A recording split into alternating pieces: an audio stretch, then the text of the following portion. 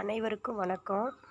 இன்றைக்கி என்ன பார்க்க போகிறோம் அப்படின்னா, எங்கள் வீட்டு தோட்டத்தில் ஏற்கனவே இந்த வீடியோ நான் போட்டிருக்கேன். சோம்பு விதைச்சேன்.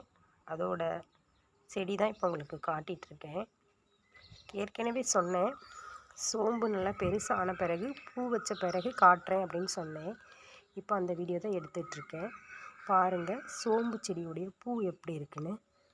அழகாக வந்திருக்கு ஃப்ரெண்ட்ஸ். இதான் அந்த செடியில் உள்ள பூவு. பாருங்கள் நிறைய வச்சுருக்கு. ஒரு செடியிலேயே அதிகமான பூக்கள் வச்சுருக்கு பாருங்கள்.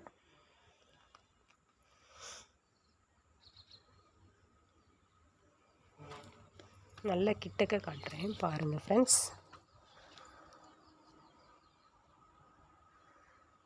எத்தனை பேர் பார்த்துருப்பீங்கன்னு தெரியாது.